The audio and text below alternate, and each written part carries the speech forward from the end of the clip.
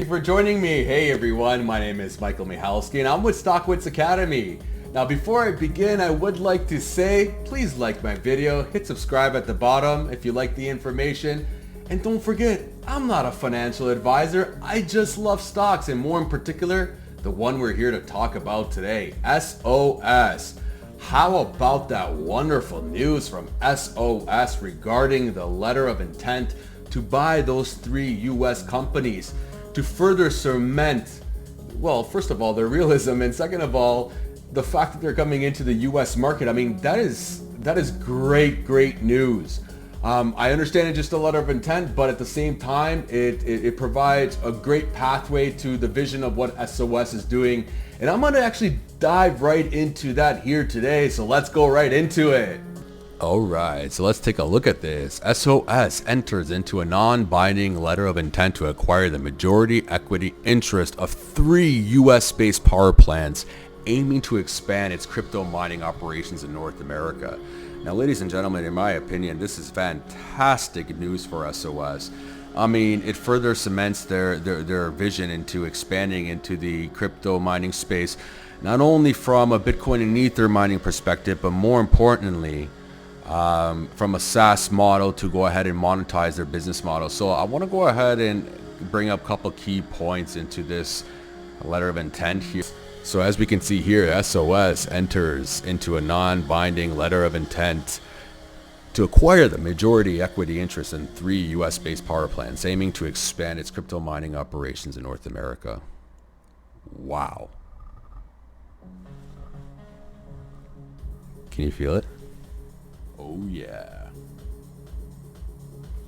Now what does this mean? Well, it means that a subsidiary of SOS has entered into a letter of intent to acquire 51% of Sherman Development, Niagara Development, as well as Park Falls Management.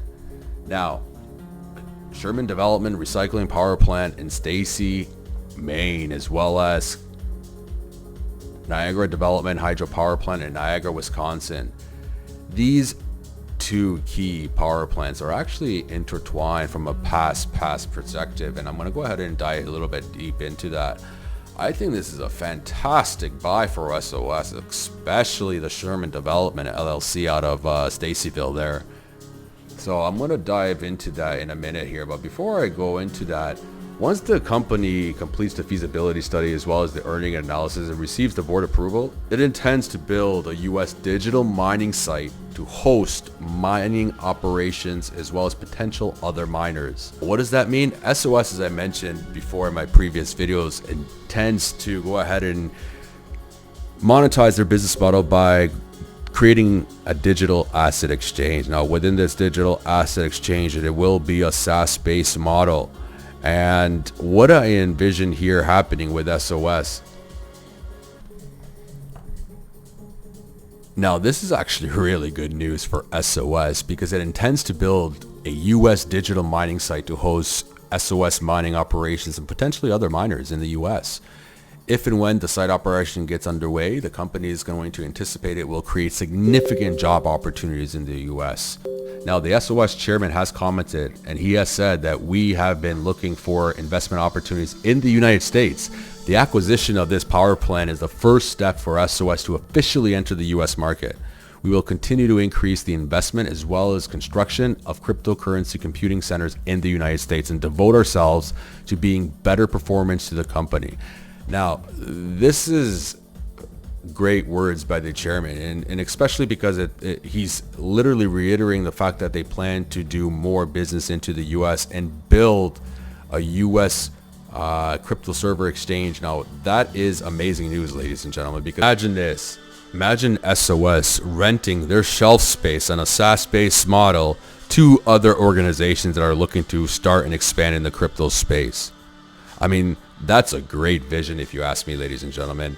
I'm really looking forward to this. And upon digging further into who these guys are, I went digging a little bit and I found some pretty interesting articles.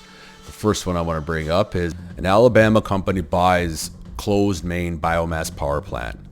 Okay, now if you take a look at here and what it says is that it's built in 1986 and has changed hands several times over the past decade.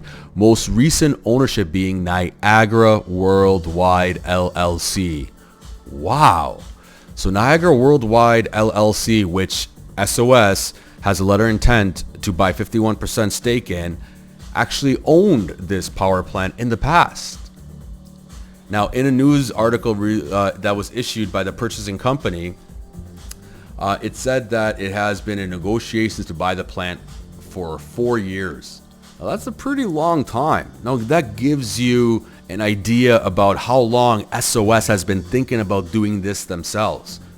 Maybe not 4 years ago, but it's not something that they think about overnight. The Sherman Power Station was constructed to be the diamond jewel of the industry. With an automated feed system, it has a state-of-the-art technology which has been maintained very well by Wheel Labrador and Boralex. Now, and when the plant is shuttered a few years ago, it was shut down properly with all the infrastructure left in place to restart very economically. In today's market, the cost to build a biomass fuel power station of this magnitude could easily be over $100 million.